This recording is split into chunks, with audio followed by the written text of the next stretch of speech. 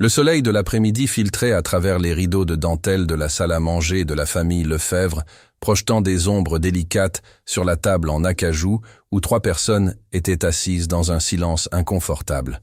Margot Lefebvre, 28 ans, traçait le rebord de sa tasse de thé avec un doigt, ses yeux émeraudes fixés sur la porcelaine comme si elle contenait des réponses à des questions qu'elle n'avait pas encore posées.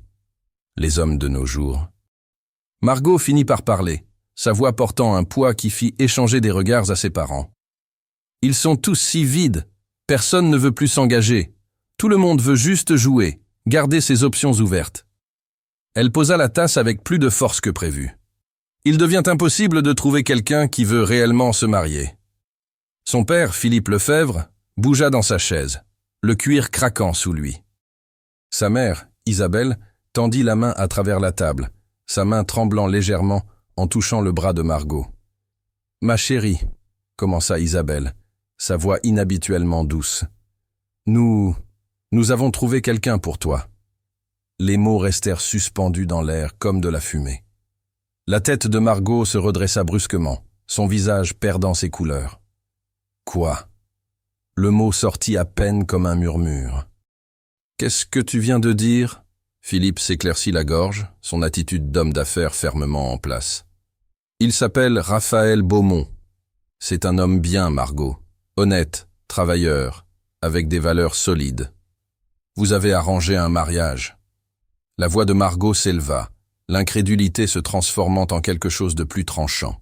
« Dans quel siècle pensez-vous que nous vivons ?» Les yeux d'Isabelle brillèrent de larmes non versées. « Nous vieillissons, ma chérie. Chaque jour, je me réveille en me demandant si je tiendrai un jour mon petit enfant. Chaque soir, ton père et moi parlons de ce qui t'arrivera quand nous ne serons plus là. » Elle serra la main de sa fille. « Raphaël peut te donner de la stabilité, une famille, une vraie vie. » Margot retira sa main, comme si elle avait été brûlée. « Et qui est ce Raphaël Beaumont ? Pourquoi n'ai-je jamais entendu parler de lui ?» Le silence qui suivit fut assourdissant. « Tu le connais, » dit Philippe prudemment. « Tu as entendu parler de lui ?» Une lueur de reconnaissance traversa le visage de Margot, suivie immédiatement par l'horreur. « Non, non, non, non !» Elle se leva brusquement, sa chaise raclant le parquet. « Pas Raphaël Beaumont. Papa, tu ne peux pas être sérieux. Sais-tu ce que les femmes disent de lui ? C'est ce millionnaire reclus qui ne sort jamais avec personne, ne sort jamais, ne montre jamais son visage aux événements mondains. Les gens disent qu'il est froid, maladroit, impossible à côtoyer. Les gens disent beaucoup de choses, intervint doucement Isabelle. La plupart sont fausses. Je ne le ferai pas. La voix de Margot se brisa. Je n'épouserai pas un homme que je n'aime pas, surtout pas lui. Philippe se leva de toute sa hauteur, son expression se durcissant en quelque chose que Margot avait rarement vu. Une autorité absolue et inébranlable. Margot Anne Lefebvre, tu épouseras Raphaël Beaumont. Samedi prochain, à l'église Saint-Paul. Il marqua une pause, ses prochains mots tombant comme des pierres. Que tu le veuilles, ou non. Margot fixa son père, les larmes ruisselant sur son visage, cherchant n'importe quel signe de clémence dans ses yeux. Elle n'en trouva aucun. « Comment pouvez-vous me faire ça ?» murmura-t-elle. « Comment pourrions-nous ne pas le faire ?» répondit Isabelle, sa propre voix se brisant. « Nous t'aimons trop pour te regarder dépérir seule. » Le reste de la semaine passa dans un brouillard. Margot mangea à peine, dormit à peine. Elle envisagea de s'enfuir, mais où irait-elle? Son fonds fiduciaire était contrôlé par son père jusqu'à ses 30 ans ou son mariage. Elle n'avait pas de frères et sœurs, peu d'amis proches qui n'étaient pas liés au cercle social de ses parents. Le mercredi, un colis arriva, une immense boîte blanche attachée avec un ruban de soie ivoire. À l'intérieur se trouvait la robe de mariée la plus exquise que Margot ait jamais vue. Des couches de délicates dentelles françaises sur de la charmeuse de soie, avec des détails brodés à la main qui captaient la lumière comme des diamants éparpillés. C'était exactement la robe qu'elle avait découpée d'un magazine quand elle avait 16 ans, celle qu'elle avait gardée dans un dossier intitulé « Un jour ». Ils s'étaient souvenus. Ils avaient su depuis le début ce qu'elle voulait. Cela rendait tout tellement pire. Le samedi matin arriva avec une clarté cruelle. Margot était assise à sa coiffeuse pendant qu'une styliste engagée travaillait sur ses cheveux, les coiffant en un chignon élégant avec des accessoires de perles. Son maquillage était impeccable. Des yeux charbonneux, des lèvres teintées de rose, une touche de brillance sur ses pommettes. Elle ressemblait à une mariée de contes de fées. Elle se sentait comme une prisonnière marchant vers l'exécution. « Tu es absolument magnifique », dit Isabelle depuis le seuil de la porte, déjà vêtue de sa robe de mère de la mariée en soie champagne. Margot croisa le regard de sa mère dans le miroir. « Je suis belle, mais personne n'a voulu m'épouser. Alors maintenant, on me marie à quelqu'un que personne d'autre ne voulait. C'est amusant comme ça fonctionne. » Margot. « Va-t-il même se présenter ?» Margot la coupa. « Où vais-je être laissée à l'hôtel par l'homme dont on dit que personne ne veut être près de lui ?» Isabelle s'approcha, plaçant ses deux mains sur les épaules de sa fille. « Il sera là. Et Margot, je pense que tu pourrais être surprise. Surprise de voir à quel point je serais malheureuse. » Le reflet de sa mère sourit tristement. « Surprise de voir à quel point tu avais tort sur tout. » Les cloches de l'église Saint-Paul sonnèrent avec une clarté qui semblait presque moqueuse. Margot se tenait dans la salle de préparation de la mariée, fixant son reflet une dernière fois. La robe allait parfaitement. Bien sûr qu'elle allait. Tout dans cette journée était parfait, sauf le fait qu'elle ne voulait rien de tout ça. « C'est l'heure, ma chérie », dit doucement Isabelle derrière elle. Margot ferma les yeux, prit une grande inspiration et murmura pour elle-même: « C'est vraiment en train d'arriver. Je vais vraiment l'épouser. » Dit-elle, les doubles portes s'ouvrirent, et soudain, elle marchait dans l'allée au bras de son père. L'église était remplie de visages qu'elle reconnaissait, des associés d'affaires de son père, des amis de la haute société de sa mère, des parents éloignés qui s'étaient matérialisés pour le spectacle. Mais elle les voyait à peine. Sa vision s'était rétrécie, entièrement focalisée sur l'homme qui attendait à l'autel. Raphaël Beaumont se tenait parfaitement immobile, les mains jointes devant lui. Même de loin, Margot pouvait voir qu'il était grand, bien au-dessus d'1,80 m. Son costume sombre était impeccablement coupé, probablement fait sur mesure. Comme elle s'approchait, des détails émergèrent qui lui coupèrent le souffle de façon inattendue. Il n'était pas du tout ce qu'elle avait imaginé. Les rumeurs l'avaient dépeint comme quelconque, oubliable, le genre d'homme que les femmes ignoraient. Mais l'homme devant elle était frappant d'une façon qui fit battre son cœur involontairement. Une mâchoire bien dessinée, des cheveux sombres coiffés simplement mais avec efficacité, et des yeux, ses yeux, un bleu profond qui semblait contenir des océans entiers de pensées non exprimées. Quand elle atteignit enfin l'autel et que son père plaça sa main dans celle de Raphaël, elle sentit la chaleur de sa paume contre la sienne, les légères callosités qui suggéraient qu'il travaillait de ses mains malgré sa richesse. Son toucher était ferme, stable, ancré. « Tu es magnifique », dit doucement Raphaël, sa voix plus profonde qu'elle ne l'avait imaginé, avec une aspérité qui envoya un frisson inattendu le long de sa colonne vertébrale. Margot ouvrit la bouche pour répondre, mais aucun mot ne sortit. Elle était trop occupée à essayer de réconcilier l'homme devant elle avec l'image qu'elle avait construite dans son esprit. La cérémonie se déroula avec une précision traditionnelle. Le prêtre parla d'amour, d'engagement et du lien sacré du mariage. Margot entendit les mots comme si elle était sous l'eau, sa conscience consumée par la présence de Raphaël à ses côtés. Elle pouvait sentir la chaleur qui émanait de son corps, humer le parfum subtil qu'il portait, quelque chose de boisé et masculin qui lui donnait envie de se rapprocher. Quand vint le moment des vœux, la voix de Raphaël ne vacilla jamais. « Je te prends, Margot Lefebvre, comme épouse légitime, pour le meilleur et pour le pire, dans la richesse et dans la pauvreté, dans la santé et dans la maladie, jusqu'à ce que la mort nous sépare. » Les mots auraient dû sembler creux, répétés. Au lieu de cela, ils résonnèrent avec quelque chose qui ressemblait dangereusement à de la sincérité. Le tour de Margot arriva, et elle se força à parler clairement malgré ses mains tremblantes. « Je te prends, Raphaël Beaumont, comme époux légitime. » Elle continua à travers les vœux traditionnels, chaque mot plus lourd que le précédent, chaque syllabe un pas de plus vers cet avenir inattendu. « Vous pouvez embrasser la mariée », annonça le prêtre. C'était ça, le moment qui scellerait tout. Margot se prépara à quelque chose de sommaire, une brève pression des lèvres qui satisferait la tradition et rien de plus. La main de Raphaël vint caresser son visage, son pouce effleurant sa pommette avec une tendresse inattendue. Son autre main glissa autour de sa taille, l'attirant plus près. Les yeux de Margot s'écarquillèrent quand il se pencha, et puis ses lèvres furent sur les siennes. Le baiser n'était rien de ce qu'elle avait anticipé. Il n'était pas froid, il n'était pas distant.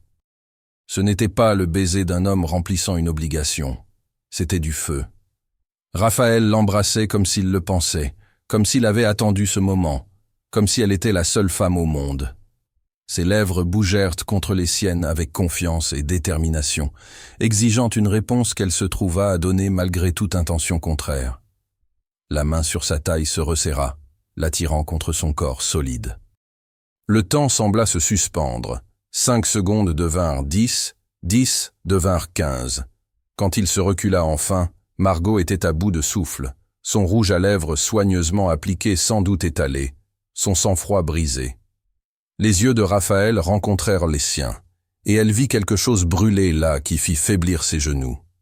L'église éclata en applaudissements, mais Margot les entendit à peine. Ses lèvres picotaient encore. Son cœur battait contre ses côtes. Et une pensée résonnait dans son esprit, avec une clarté saisissante. Dans quoi me suis-je embarqué? La réception eut lieu au prestigieux château du Parc, un lieu que la mère de Margot avait réservé des mois auparavant. Une preuve supplémentaire de depuis combien de temps cet arrangement était en préparation. Des lustres de cristal projetaient une lumière prismatique sur les tables recouvertes de nappes blanches, ornées d'arrangements floraux en cascade. Un quatuor à cordes jouait de la musique classique douce, pendant que les invités se mêlaient, des flûtes de champagne à la main. Margot traversa tout cela dans un état second, acceptant des félicitations qu'elle ne voulait pas, souriant pour des photographies qui documenteraient une journée qu'elle n'avait jamais demandée. Raphaël resta à ses côtés tout au long, sa main se posant occasionnellement au creux de ses reins.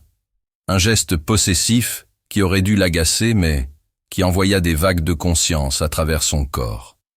Pendant la première danse, une valse traditionnelle sur une version instrumentale de La vie en rose, Raphaël l'attira dans ses bras avec une aisance pratiquée. « Tu danses bien », dit Margot, surprise. C'était la première vraie conversation qu'ils avaient de la journée. « Ma mère a insisté pour des cours quand j'étais jeune », répondit Raphaël, la guidant sans effort sur la piste. Elle croyait qu'un gentleman devait savoir comment mener correctement. Et le fais-tu, mener correctement?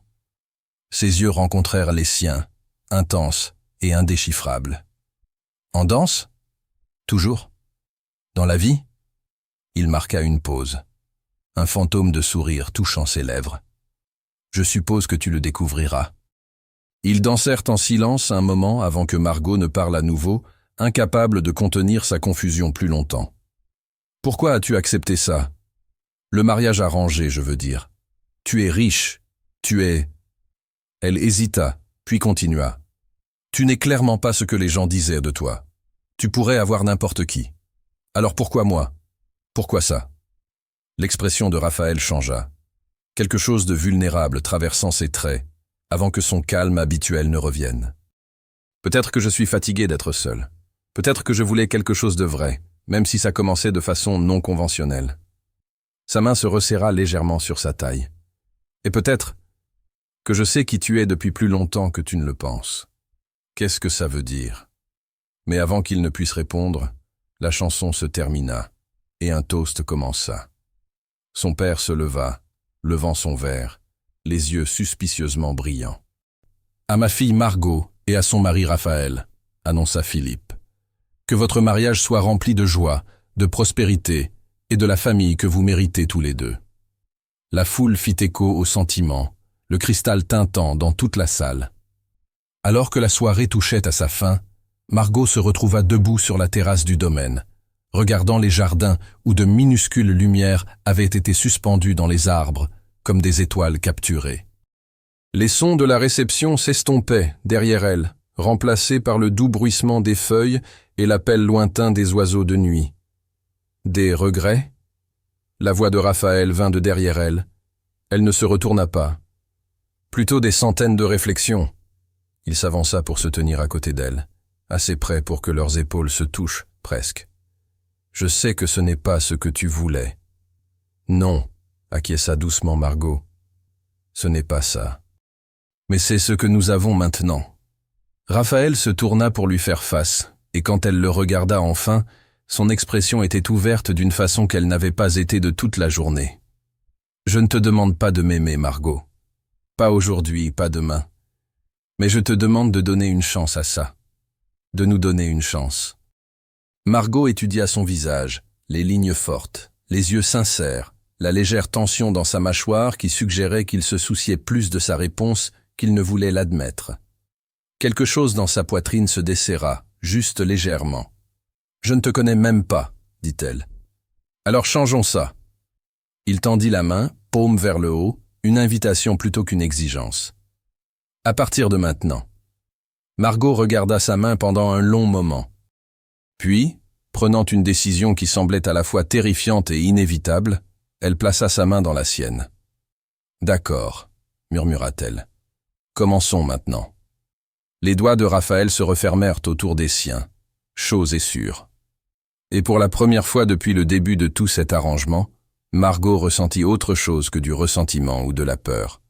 Elle ressentit de la possibilité.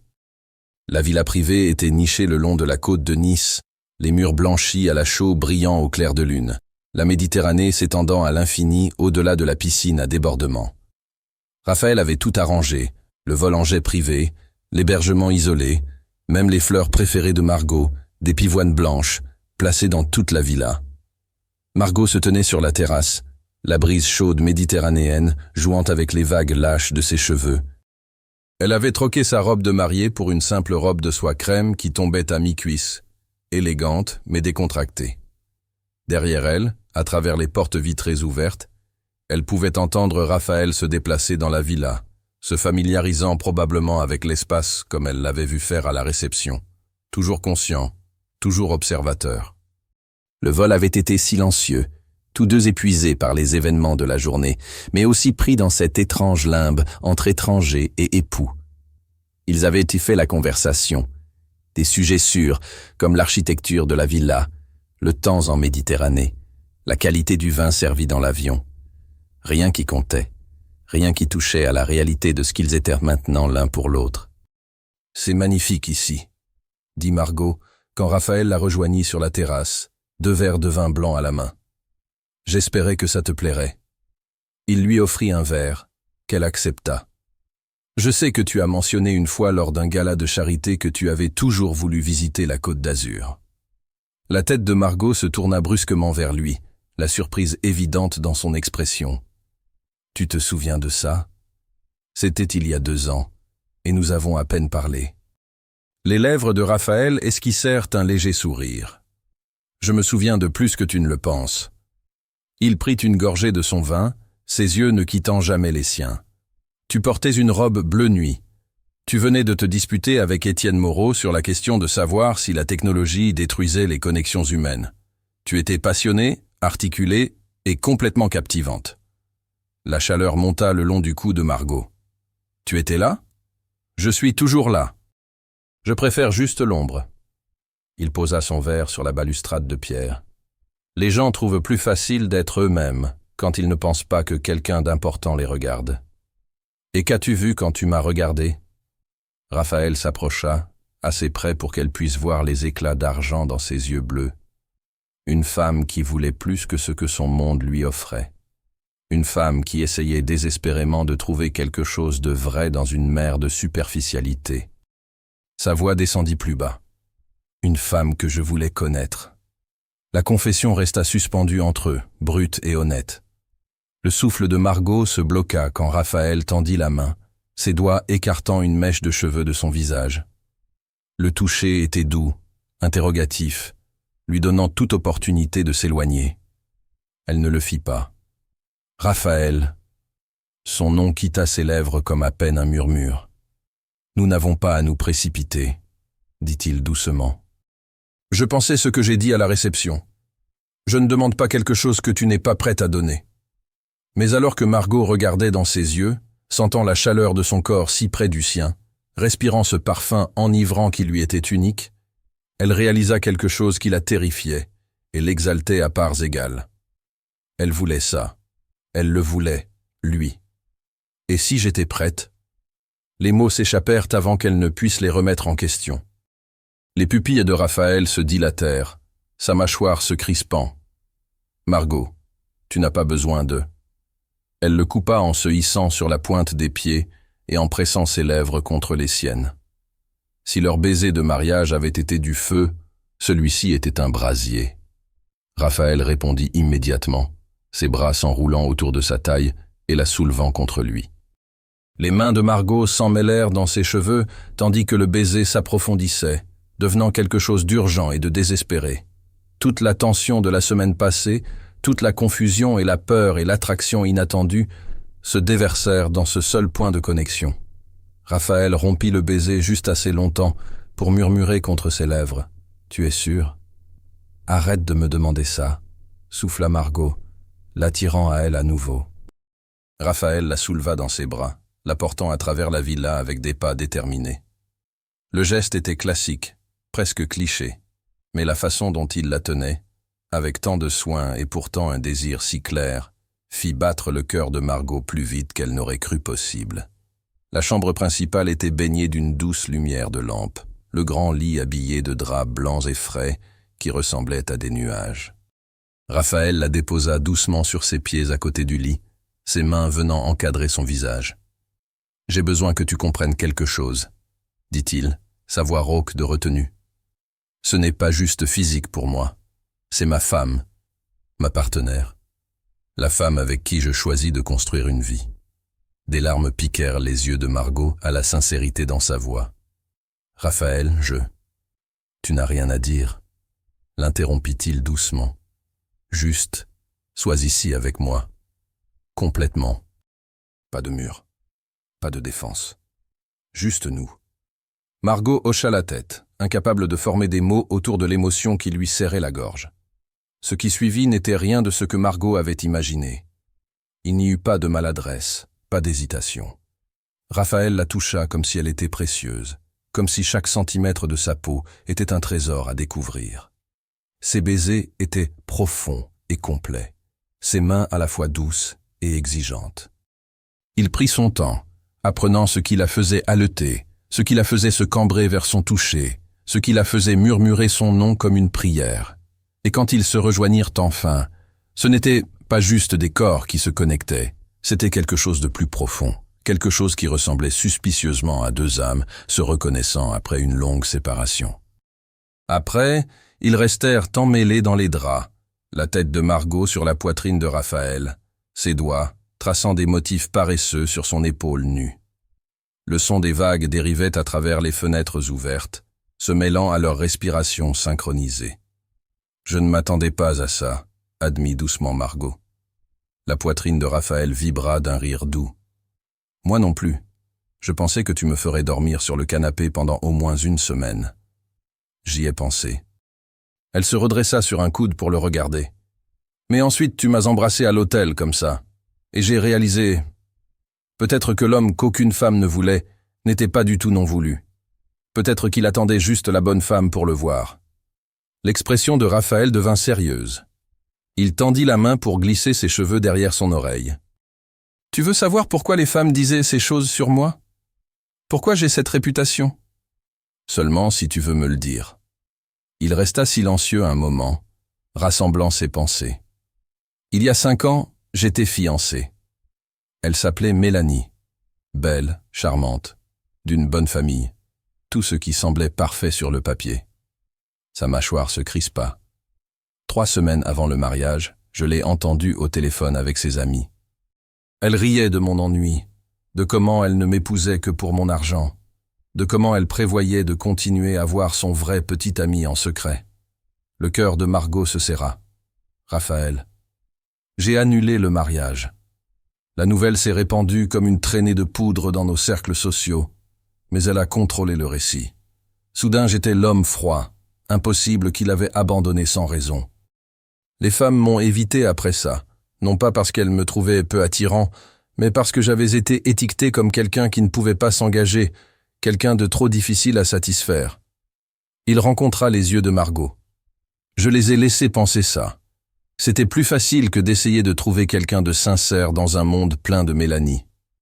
Jusqu'à ce que mes parents te contactent, dit doucement Margot. Jusqu'à ce que ton père m'approche avec une proposition inhabituelle. La main de Raphaël vint caresser sa joue. Il a dit que sa fille était intelligente, volontaire, et qu'elle essayait désespérément de trouver de l'authenticité dans un monde qui ne lui offrait que du faux semblant. Il a dit que tu te battrais contre l'arrangement, que tu me détesterais probablement au début, mais que si j'étais patient, si j'étais sincère, tu pourrais voir au-delà des rumeurs qui je suis vraiment. Il savait, murmura Margot. Il savait que tu n'étais pas ce que les gens disaient. C'est un homme minutieux. Il m'a enquêté complètement avant de faire sa proposition. Raphaël sourit légèrement. Je pense qu'il savait aussi quelque chose que je ne voulais pas m'admettre à moi-même. Quoi donc? Que j'étais à moitié amoureux de toi depuis cette nuit où tu t'es disputé avec Étienne Moreau sur la technologie et les connexions humaines. Que je t'observais à chaque événement, espérant que tu me remarquerais, mais n'ayant jamais le courage de t'approcher. Son pouce caressa sa lèvre inférieure. Ton père m'a donné quelque chose que je n'aurais jamais pensé avoir. Une chance avec quelqu'un de vrai. Margot sentit des larmes couler sur ses joues. J'étais si en colère contre eux. Je me sentais trahi, forcé dans quelque chose que je ne voulais pas. Et maintenant, elle se pencha pour l'embrasser doucement. Maintenant, je me demande si peut-être ils ont vu quelque chose que j'étais trop têtu pour voir moi-même. Le lendemain matin, Margot se réveilla avec la lumière du soleil filtrant à travers les rideaux blancs et l'odeur de café frais. Elle trouva Raphaël sur la terrasse, disposant un petit déjeuner de fruits frais, pâtisserie, yaourt grec et miel. « Bonjour, Madame Beaumont », dit-il avec un sourire qui fit papillonner son estomac. « Bien, Madame Beaumont », répéta-t-elle, testant le nom sur sa langue. « Je m'habitue encore à ça. Nous avons toute une vie pour que tu t'y habitues. » Raphaël lui tira une chaise. « Je pensais qu'on pourrait passer la journée à explorer la région. Il y a un petit village pittoresque pas loin, avec des vues incroyables, où on pourrait rester ici et ne rien faire du tout. » Margot s'assit, acceptant la tasse de café qu'il lui servit. « Est-ce que je peux te demander quelque chose ? Tout ce que tu veux. Qu'est-ce que tu veux de ce mariage ? Vraiment ?» Raphaël s'installa dans la chaise en face d'elle, son expression pensive. « Je veux ce que je pense que tout le monde veut, au fond. Un partenariat, de la compagnie. Quelqu'un avec qui partager la vie, les bonnes parties et les parties difficiles. » Il tendit la main à travers la table pour prendre la sienne. « Je veux me réveiller à côté de quelqu'un qui me défie, qui me fait rire, qui me rappelle pourquoi la vie vaut la peine d'être vécue. Je veux construire quelque chose de vrai, un foyer, une famille, un héritage qui compte. » « C'est beaucoup de pression, » dit Margot, mais elle souriait. « Seulement si nous en faisons une pression. Et si nous... Voyons juste où ça nous mène. Pas d'attente, pas de calendrier. Juste deux personnes qui apprennent à être mariées. » Il serra sa main. « Qu'est-ce que tu veux, Margot ?» Elle regarda l'infini bleu de la Méditerranée, puis l'homme qui était légalement son mari, mais qui ressemblait de plus en plus à quelque chose de plus. « Je veux te connaître. Tout de toi. Les parties que tu montres au monde et les parties que tu gardes cachées. Je veux comprendre pourquoi tu travailles de tes mains, malgré les gens qui pourraient te le faire pour toi. Pourquoi tu préfères l'ombre à la lumière, ce qui te fait rire quand tu penses que personne n'écoute. » Les yeux de Raphaël s'adoucirent. « Alors c'est ce que tu auras, tout de moi, sans retenue. » Ils passèrent la journée à explorer la côte d'Azur, marchant dans les ruelles étroites de villages, perchés avec leurs maisons aux volets bleus, dégustant des vins locaux dans un petit vignoble, regardant le coucher de soleil peindre le ciel en nuances impossibles d'orange et de rose. Raphaël tint sa main tout au long, lui montrant des détails qu'elle aurait pu manquer, la faisant rire avec des observations sèches sur les touristes posant pour Instagram. Cette nuit-là, ils firent l'amour à nouveau. Plus lentement cette fois, plus confiant dans les réponses de l'autre. Et alors que Margot s'endormait, enveloppée dans les bras de Raphaël, elle réalisa quelque chose de profond. Le mariage dans lequel elle avait été forcée devenait la relation qu'elle avait toujours voulu.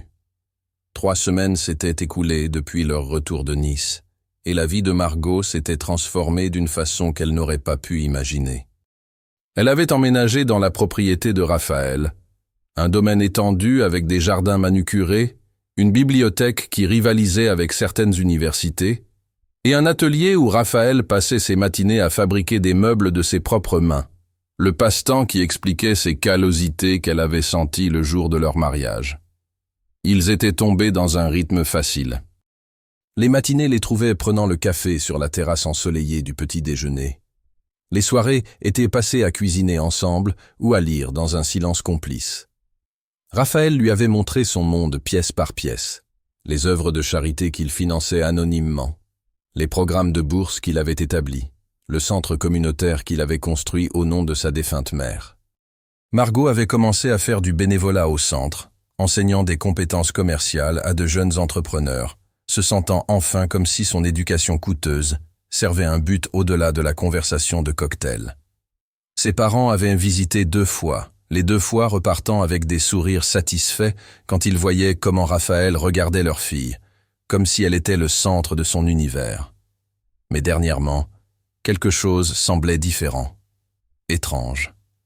Margot se tenait dans la salle de bain principale, agrippant le comptoir en marbre alors qu'une autre vague de nausées la traversait. C'était le 3e matin d'affilée qu'elle se sentait comme ça. Au début, elle avait blâmé les fruits de mer du restaurant où Raphaël l'avait emmenée le week-end précédent. Puis, elle avait pensé qu'elle couvait peut-être quelque chose. Mais alors qu'elle fixait son reflet, notant la légère plénitude de ses seins, la fatigue inhabituelle qui la faisait s'endormir pendant leur séance de lecture du soir, la volatilité émotionnelle qui l'avait fait pleurer devant une publicité sur les chiots, une possibilité différente émergea, une qui la terrifiait et l'enthousiasmait. « Non, murmura-t-elle à son reflet. C'est trop tôt. Nous ne sommes mariés que depuis 1 mois. » Mais son corps savait ce que son esprit était encore en train de traiter. Les signes étaient tous là. Le lendemain matin, Margot attendit que Raphaël parte pour sa réunion hebdomadaire avec ses directeurs commerciaux.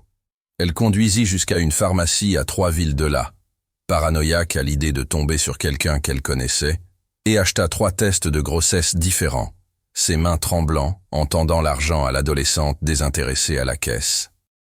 De retour à la maison, elle s'enferma dans la salle de bain des invités, refusant de faire ça dans l'espace qu'elle partageait avec Raphaël.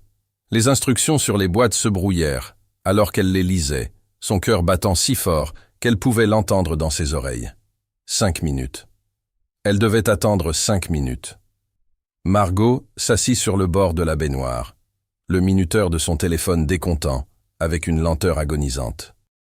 Les pensées tourbillonnaient dans son esprit en succession rapide. Et si je suis enceinte? Nous avons à peine compris comment être mariés. Est-ce que Raphaël est prêt pour ça? Est-ce que je suis prête pour ça? Nous n'avons même pas parlé d'enfants. Et s'il n'en veut pas encore? Et si ça ruine tout ce que nous construisons? Le minuteur sonna. Les mains de Margot tremblaient quand elle prit le premier test. 2 lignes roses la fixèrent, claires et indéniables. Elle attrapa le 2e test. Positif. Le 3e test. Le mot « enceinte » apparut sur l'écran digital. « Oh mon Dieu !» souffla Margot, glissant pour s'asseoir sur le carrelage froid. « Oh mon Dieu, je suis enceinte de son enfant. » La réalité s'abattit sur elle par vagues. Il y avait une vie qui grandissait en elle. L'enfant de Raphaël. Leur enfant. Une petite personne qui aurait ses yeux ou son sourire, sa force tranquille ou sa détermination. Un bébé qui les appellerait maman et papa. Les larmes ruisselèrent sur son visage, mais elle ne pouvait pas dire si c'était de joie ou de peur, ou de l'immensité accablante de tout ça. Sa main se déplaça instinctivement vers son ventre encore plat, s'y posant comme si elle pouvait déjà sentir la vie à l'intérieur. « Qu'est-ce que je vais lui dire ?» murmura-t-elle à la salle de bain vide. Raphaël rentra ce soir-là pour trouver Margot dans la cuisine, remuant une casserole de soupe avec une intensité inhabituelle. Elle avait changé de vêtements 3 fois, s'était exercée à son annonce devant le miroir 2 fois, et n'avait toujours aucune idée de comment dire à son mari de 5 semaines qu'il allait être père. « Ça sent incroyablement bon », dit Raphaël, posant ses clés dans le bol près de la porte et s'approchant pour embrasser sa joue, une habitude qu'il avait développée et qui ne manquait jamais de faire papillonner son estomac. « C'est juste de la soupe », répondit Margot, sa voix plus haute que la normale. Rien de spécial. Raphaël étudia son visage, son expression passant à l'inquiétude. « Tu vas bien ? Tu sembles… »« Je semble quoi ?» Elle posa la cuillère trop fort, de la soupe éclaboussant sur la cuisinière. Anxieuse. Il la tourna doucement pour lui faire face, ses mains posées sur ses épaules. « Parle-moi, qu'est-ce qui ne va pas ?» Margot ouvrit la bouche, la ferma, l'ouvrit à nouveau. Les mots qu'elle avait répétés s'évaporèrent, comme la brume du matin. Comment dire à quelqu'un que toute sa vie allait changer ? Comment annoncer quelque chose d'aussi monumental quand on n'est pas sûr que ce soit une bonne nouvelle ? « J'ai quelque chose à te dire », réussit-elle enfin à articuler. La mâchoire de Raphaël se crispa légèrement, mais ses yeux restèrent fixes sur les siens. « D'accord. Et j'ai besoin que tu sois honnête avec moi sur ce que tu ressens, même si… » Elle s'interrompit, incapable de finir la pensée. « Margot, tu me fais peur. »« Quoi que ce soit, dis-le-moi. » Elle prit une grande inspiration, ses mains bougeant inconsciemment vers son ventre. Les yeux de Raphaël suivirent le geste, et elle vit le moment exact où la compréhension se fit dans son expression. Son visage devint complètement immobile. « Tu es… » Il sembla ne pas pouvoir finir la question. Margot hocha la tête, les larmes débordant déjà. « J'ai fait 3 tests ce matin. Tous positifs. Je suis enceinte, Raphaël. Nous allons avoir un bébé. » Le silence qui suivit sembla durer des heures, bien qu'il n'ait probablement duré que quelques secondes. Raphaël resta figé, ses mains toujours sur ses épaules, son visage illisible. Le cœur de Margot sombra. Il n'était pas content, il ne voulait pas de ça. Elle avait tout ruiné. Puis, les yeux de Raphaël se remplirent de larmes. « Répète ça », murmura-t-il, sa voix se brisant. « Je suis enceinte », répéta Margot, la confusion se mêlant à sa peur. « Nous » Elle n'eut pas le temps de finir. Raphaël l'attira dans ses bras avec une telle force que cela lui coupa le souffle, une main berçant sa tête contre sa poitrine, l'autre s'enroulant protectivement autour de sa taille.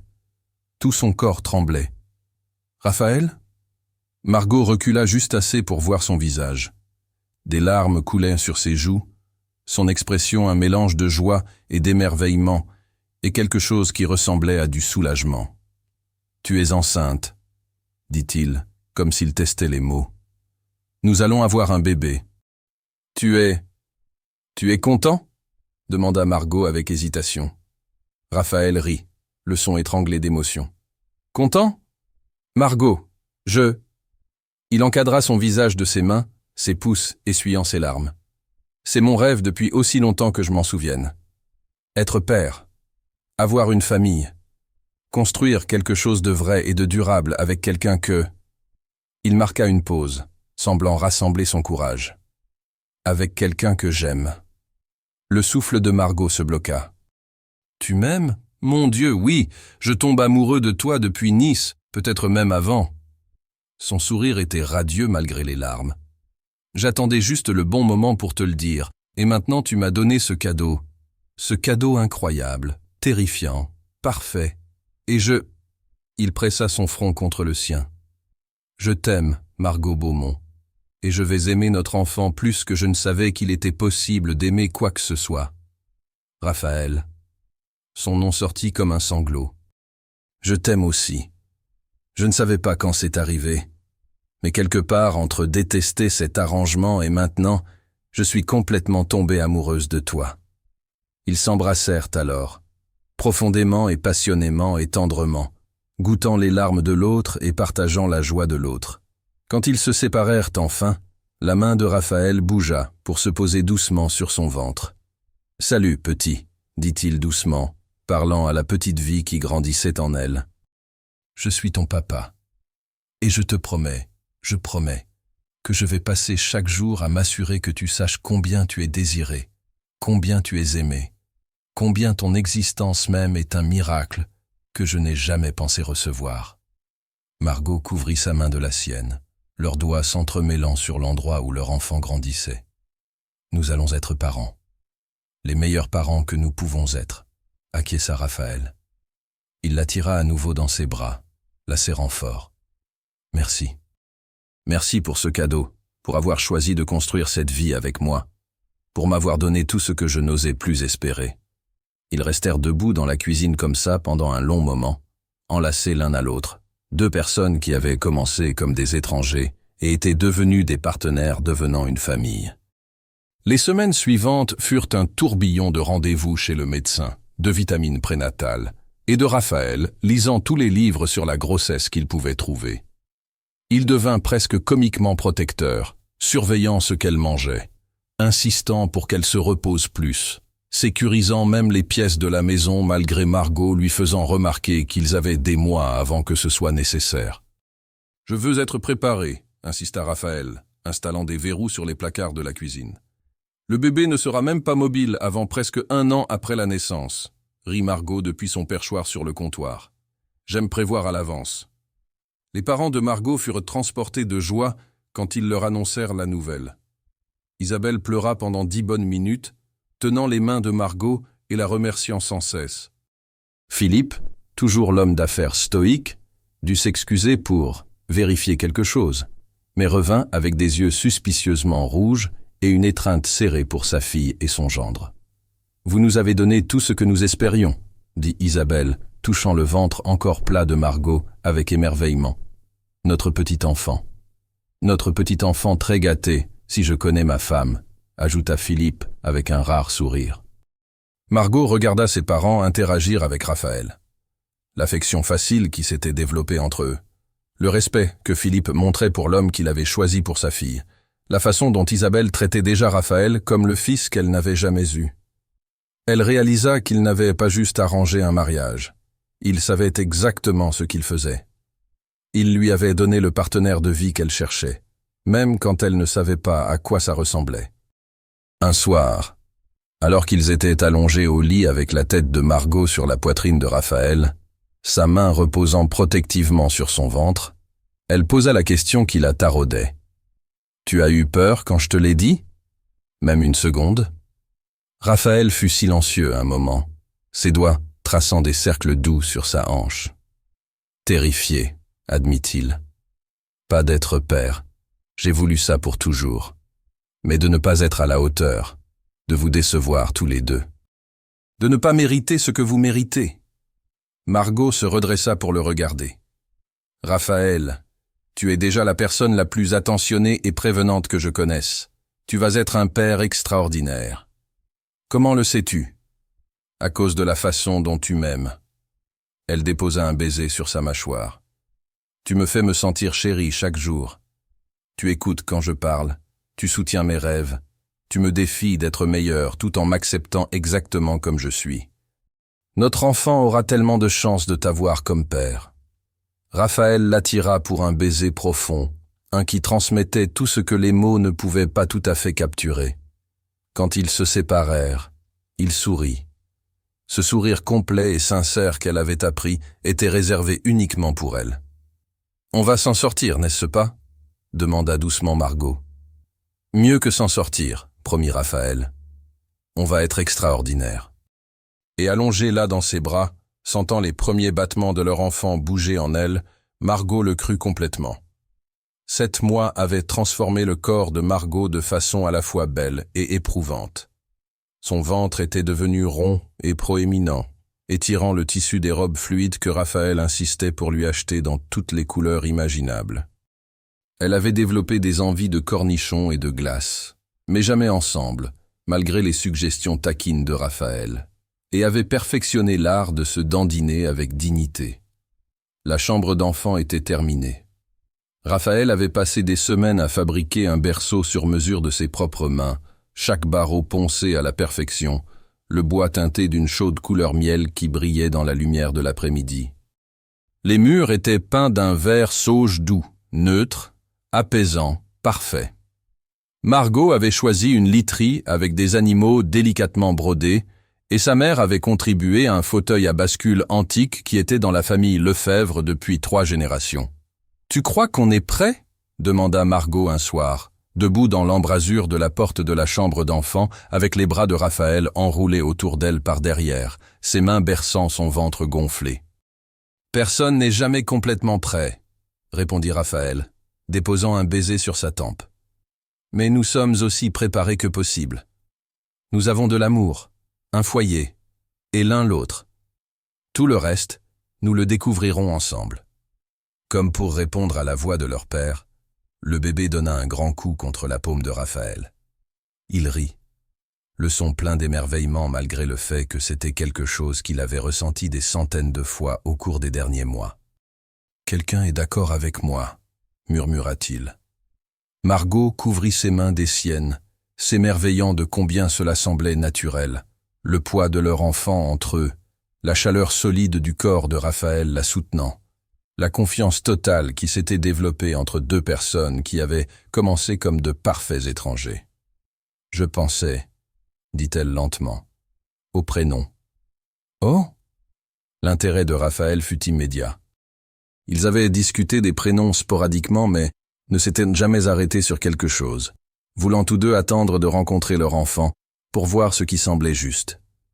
Pour une fille, je pensais peut-être Chloé, en l'honneur de ta mère. Raphaël devint complètement immobile. Sa mère, Claire Beaumont, était décédée d'un cancer quand Raphaël avait 19 ans, une perte qui l'avait façonné de façon profonde.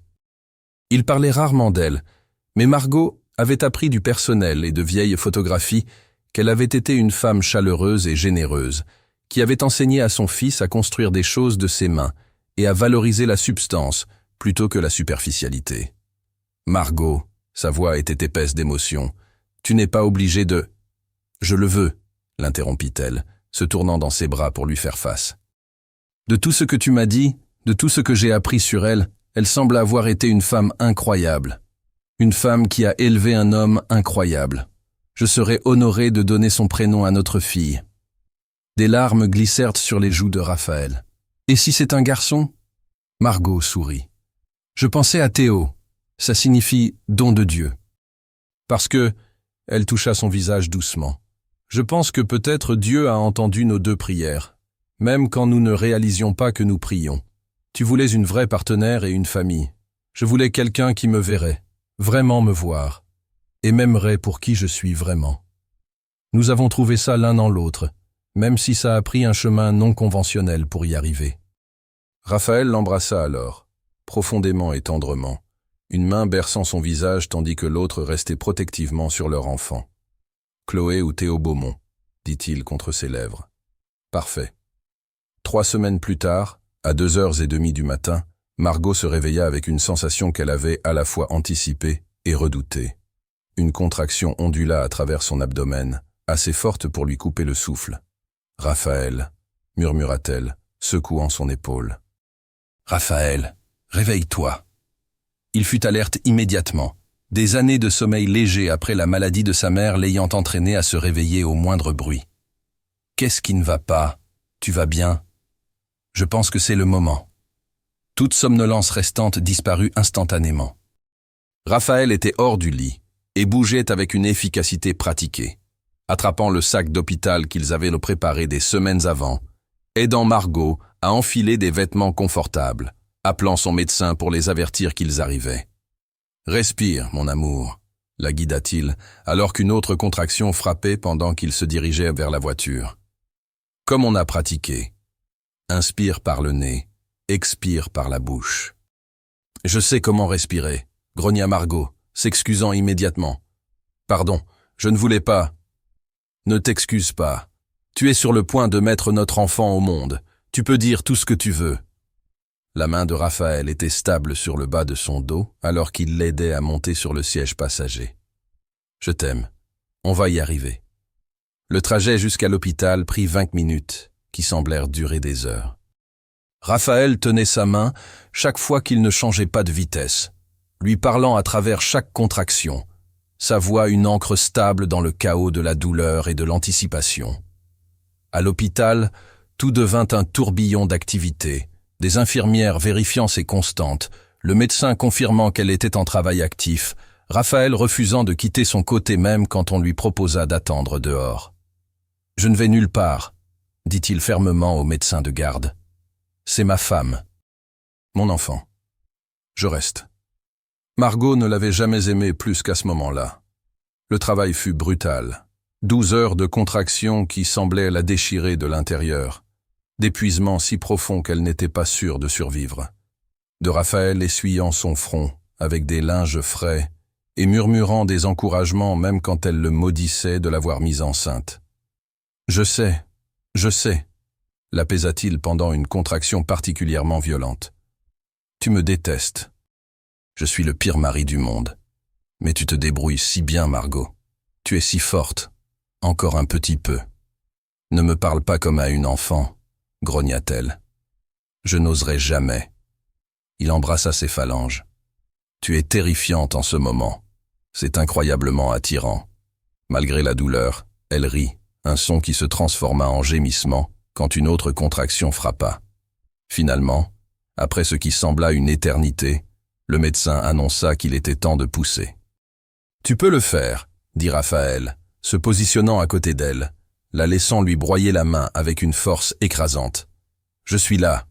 Je ne pars pas. » Margot poussa avec chaque once de force qu'il lui restait, la voix de Raphaël dans son oreille comptant à travers chaque effort, louant son courage, lui promettant que ça en vaudrait la peine. Et puis, un cri, aigu, indigné, absolument parfait. « C'est une fille !» annonça le médecin, soulevant un petit nourrisson gigotant. « Félicitations, maman et papa !» Margot s'effondra contre les oreillers, les larmes ruisselant sur son visage tandis que l'équipe médicale nettoyait et vérifiait leur fille. Raphaël resta figé, fixant la petite vie qu'ils avaient créée, son visage un portrait d'émerveillement absolu. Quand l'infirmière plaça leur fille dans les bras de Margot, enveloppée dans une douce couverture rose avec un petit bonnet tricoté sur la tête, le temps sembla s'arrêter. Elle était parfaite, incroyablement petite, avec des cheveux sombres comme ceux de Raphaël, et un visage rouge et fripé et beau au-delà de toute mesure. « Chloé » murmura Margot, touchant la petite main de sa fille. « Bonjour, Chloé. » Raphaël s'assit sur le bord du lit, un bras autour de Margot, l'autre main touchant doucement la joue de Chloé avec un émerveillement révérencieux. « Elle est parfaite » souffla-t-il. « Elle est absolument parfaite. » Chloé ouvrit les yeux alors, bleu foncé, flou mais chercheur, et sembla regarder directement son père. Raphaël émit un son entre le rire et le sanglot. « Salut, ma petite princesse, » dit-il doucement. « Je suis ton papa, et je vais t'aimer pour le reste de ma vie. » Les jours suivants passèrent dans une brume de tétés, de changements de couches et de visiteurs. Les parents de Margot arrivèrent les premiers, Isabelle fondant en larmes dès qu'elle prit sa petite fille dans ses bras, Philippe se tenant raidement, jusqu'à ce que Chloé enroule son petit poing autour de son doigt. À ce moment-là, son sang-froid s'effondra complètement. « Elle est magnifique », répétait sans cesse Isabelle. « Elle est absolument magnifique. »« Elle a tes yeux, Margot », observa Philippe, sa voix rauque d'émotion. « Et la détermination de Raphaël. Regarde comme elle observe tout. » Les associés de Raphaël envoyèrent des arrangements floraux élaborés et des cadeaux.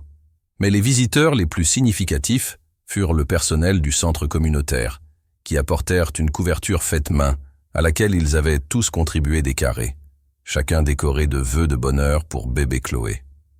Margot regardait Raphaël avec leur fille, observant comme la paternité lui venait naturellement.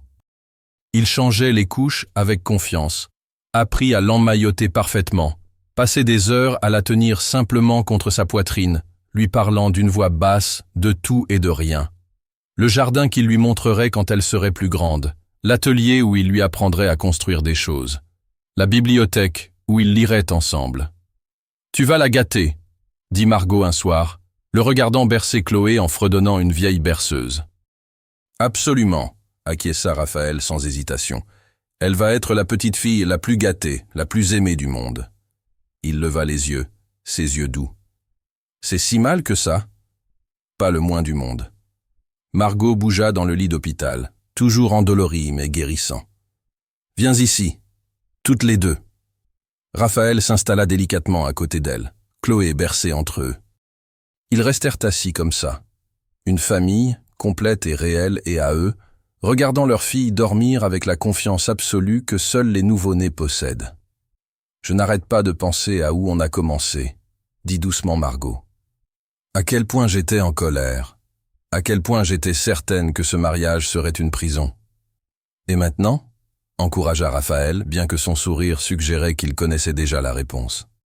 Maintenant, je pense que c'est la plus grande liberté que j'ai jamais connue. La liberté d'être complètement moi-même avec quelqu'un qui m'aime quand même. La liberté de construire quelque chose de vrai, quelque chose qui compte. Elle regarda Chloé, puis Raphaël. La liberté d'aimer et d'être aimé sans réserve. Raphaël embrassa son front, puis celui de Chloé. Je n'aurais jamais pensé avoir ça. Une vraie famille, une partenaire qui me voit, un enfant à aimer et protéger. Sa voix s'épaissit. Tu m'as tout donné, Margot, tout ce que j'avais cessé d'espérer. On s'est tout donné l'un à l'autre, corrigea-t-elle. C'est ce que signifie le partenariat. Ils ramenèrent Chloé à la maison par un parfait après-midi d'automne, le domaine flamboyant des couleurs de l'automne. Raphaël avait insisté pour conduire à 8 km/h sous la limite de vitesse tout le trajet, récoltant des klaxons de conducteurs impatients qu'il ignora complètement. « J'ai un précieux chargement », marmonna-t-il, vérifiant le rétroviseur pour la 100e fois pour s'assurer que Chloé était toujours bien attachée dans son siège auto. À l'intérieur, ils trouvèrent la maison transformée. La mère de Margot avait coordonné avec le personnel pour la remplir de fleurs fraîches, préparer des repas pour la semaine suivante et approvisionner la chambre d'enfant de tout ce dont il pourrait avoir besoin. Une banderole proclamant « Bienvenue à la maison, Chloé » était accrochée dans le vestibule. « Ta mère a peut-être exagéré », observa Raphaël. « Elle est excitée », défendit Margot, bien qu'elle souriait. « Et honnêtement, je suis reconnaissante. Je n'ai aucune idée de ce que je fais. » « Moi non plus. » Raphaël souleva délicatement Chloé de son siège auto, la berçant avec une aisance pratiquée malgré le fait qu'il n'était père que depuis 3 jours. « Mais on trouvera ensemble. » Comme pour tout le reste. Les premières semaines à la maison furent épuisantes et exaltantes à parts égales. Margot apprit à fonctionner avec des blocs de sommeil de 2 heures, maîtrisa l'art d'allaiter à moitié endormie et découvrit des réserves de patience qu'elle ne savait pas posséder. Raphaël prit un congé paternité de son entreprise, refusant de manquer un seul moment des premiers jours de Chloé. Ils travaillaient en équipe, l'un dormant pendant que l'autre s'occupait du bébé, partageant les couches et les tétés, se soutenant mutuellement à travers l'ajustement accablant de la nouvelle parentalité. Lors des nuits particulièrement difficiles, quand Chloé ne voulait pas s'installer et qu'ils étaient tous deux à bout de force, ils faisaient des allers-retours dans les couloirs avec elle, chantant des berceuses douces et promettant à leur fille qu'un jour elle dormirait toute la nuit. Un jour semblait très loin. Mais il y avait aussi des moments parfaits. Le premier vrai sourire de Chloé, qu'elle donna à Raphaël quand il faisait des grimaces pendant un changement de couche. La façon dont elle arrêtait de pleurer à l'instant où elle entendait la voix de Margot.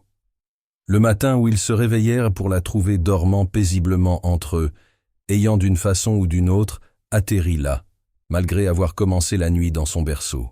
« Je ne me souviens pas l'avoir amenée au lit », murmura Margot, ayant peur de bouger et de réveiller leur fille. « Je l'ai fait, vers 4 heures, admit Raphaël. Elle était grognon, et je pensais qu'elle voulait peut-être juste être près de nous. » Il effleura doucement la joue de Chloé.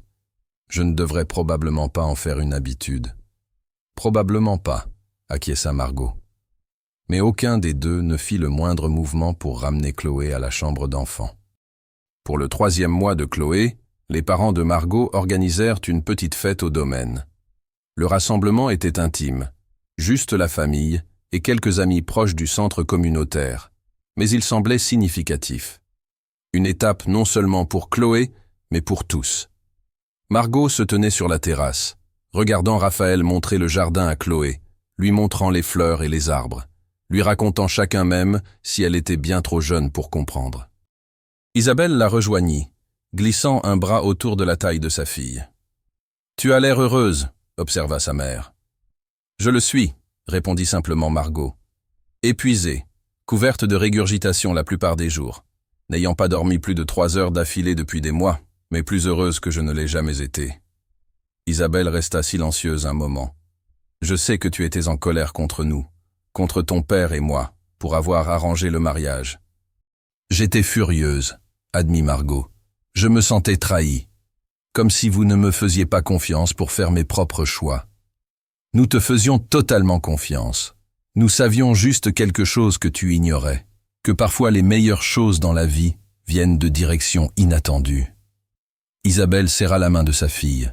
« Nous avons vu Raphaël à une fonction caritative 2 ans avant de l'approcher. Observez comment il te regardait quand tu ne remarquais pas. Comment il écoutait quand tu parlais comme si tes mots étaient la chose la plus importante de la pièce. Ton père a enquêté sur lui en profondeur, pas seulement ses finances, mais son caractère, ses valeurs, son cœur. Vous avez joué les entremetteurs, dit Margot, mais il n'y avait plus de colère dans sa voix maintenant. Nous t'avons donné une chance à quelque chose de vrai dans un monde plein de superficialité. Nous avons juste accéléré un peu le calendrier. » Isabelle sourit. « Regarde-le avec elle. Regarde comme ils vous aiment toutes les deux. Dis-moi qu'on avait tort. » Margot regarda Raphaël soulever Chloé haut, la faisant glousser, ce merveilleux rire de bébé qui ressemblait à de la joie pure.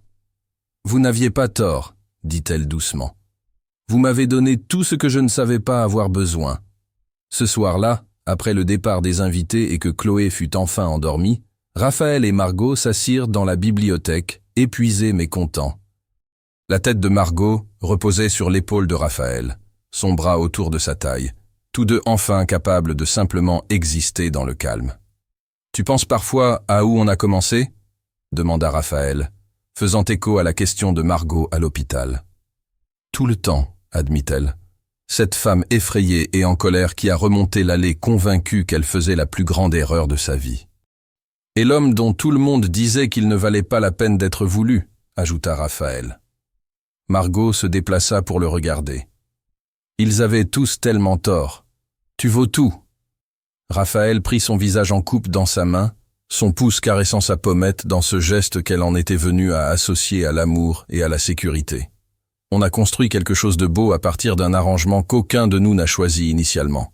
C'est assez remarquable. On a construit une famille, corrigea Margot. On a construit l'amour. On a construit un foyer. Oui, on l'a fait. Raphaël l'embrassa, lentement et tendrement et plein de promesses. Et on va continuer à le construire, chaque jour, pour le reste de nos vies.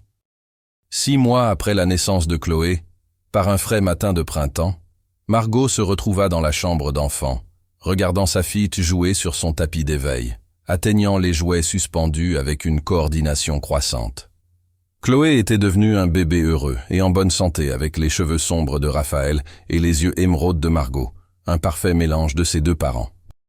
Raphaël apparut dans l'embrasure de la porte, toujours dans ses vêtements d'atelier, de la sueur collant à sa chemise. « Matinée chargée ?»« Très productive », confirma Margot. Elle a attrapé son jouet du premier coup. On élève essentiellement un génie. Évidemment. Raphaël s'assit à côté d'elle sur le sol, Chloé poussant immédiatement un cri de joie en voyant son père. Il la prit, l'installant sur ses genoux. « Salut, princesse. »« Tu as manqué à papa ?» Chloé babilla quelque chose qui ressemblait vaguement à un accord, tapotant le visage de Raphaël de ses petites mains potelées. Margot les regardait ensemble, son cœur si plein que ça faisait presque mal. C'était sa famille, son mari qui l'aimait avec une dévotion qui ne vacillait jamais, sa fille qui montrait déjà des signes d'avoir la détermination têtue de ses 2 parents. Ce foyer, cette vie, cet amour, tout cela né d'un arrangement qui avait semblé être une prison, mais qui s'était avéré être une libération. « À quoi tu penses ?» demanda Raphaël, remarquant son expression. « Au fait que tout le monde disait que tu étais l'homme qu'aucune femme ne voulait, » répondit Margot. « au fait que j'étais si certaine que je détesterais ce mariage. À quel point on avait tous spectaculairement tort. Raphaël sourit, ce sourire complet et sincère qui faisait encore papillonner son estomac même après un an ensemble. La meilleure erreur qu'on n'a jamais faite? Le meilleur cadeau qu'on ne savait pas avoir besoin, corrigea Margot. Elle se pencha pour l'embrasser, Chloé gloussant entre eux. « Je t'aime, Raphaël Beaumont. Toi et notre fille parfaite, et cette vie ridicule et magnifique qu'on a construite ensemble. Je t'aime aussi, murmura Raphaël contre ses lèvres. Plus que je n'aurais jamais pensé possible, toutes les deux. Chloé choisit ce moment pour attraper les deux visages, les rapprochant dans ce qui pouvait généreusement s'appeler un baiser assisté par bébé. Ils rirent, le son se mêlant aux cris ravis de leur fille, remplissant la chambre d'enfant de joie. Dehors, les fleurs du printemps s'épanouissaient dans le jardin que Raphaël cultivait si soigneusement.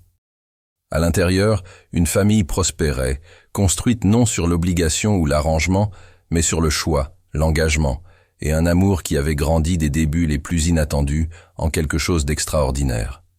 Ils étaient une famille, complète, imparfaite, et absolument parfaits l'un pour l'autre. Et ça, pensa Margot en regardant son mari jouer avec leur fille, c'était la plus grande fin heureuse de toutes, non pas parce que c'était facile ou attendu, mais parce qu'ils l'avaient choisie chaque jour et continueraient à la choisir pour le reste de leur vie. 2 ans s'étaient écoulés depuis la naissance de Chloé, et le domaine des Beaumont s'était transformé d'une retraite tranquille de célibataire en une maison familiale vibrante. Des jouets parsemaient le sol de la bibliothèque, des empreintes de doigts décoraient les sections basses des fenêtres, et le son du rire d'une enfant résonnait dans des couloirs qui n'avaient autrefois connu que le silence. Chloé marchait maintenant, courait, vraiment, avec l'enthousiasme instable d'une enfant de 2 ans qui se croyait invincible. Elle avait la détermination de son père et l'obstination de sa mère, une combinaison qui gardait les 2 parents sur le qui-vive. « Chloé Beaumont, ne mets pas ça dans ta bouche », appela Margot depuis la cuisine, où elle préparait le déjeuner tout en révisant simultanément des propositions pour un nouveau programme au centre communautaire. Dans le salon, Raphaël leva les yeux du puzzle en bois qu'il assemblait avec leur fille, juste à temps pour intercepter une brique de Lego égarée, se dirigeant vers la bouche de Chloé. « Bien essayé, princesse. Ceux-là sont pour construire, pas pour manger. »« Construire !» répéta Chloé avec enthousiasme, son vocabulaire s'élargissant chaque jour. « Papa construire, c'est ça. Papa construit. » Raphaël l'attira sur ses genoux, guidant ses petites mains pour assembler les pièces du puzzle. « Tu vois? La pièce bleue va ici et la rouge va là. » Margot s'appuya contre le chambranle de la porte, les regardant avec un sourire qui était devenu permanent au cours des 2 dernières années.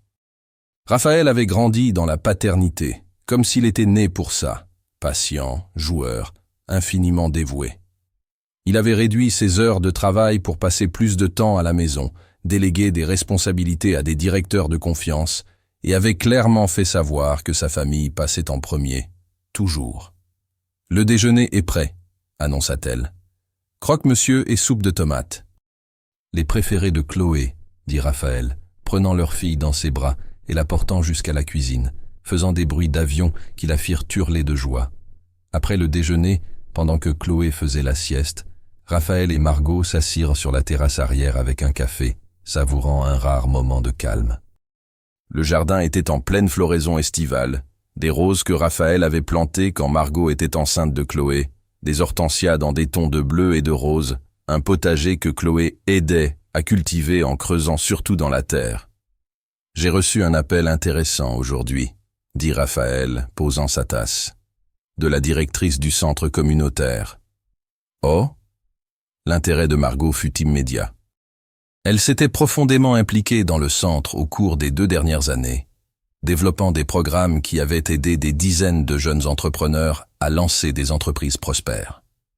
Elle veut s'agrandir, ouvrir 2 emplacements supplémentaires dans des quartiers défavorisés.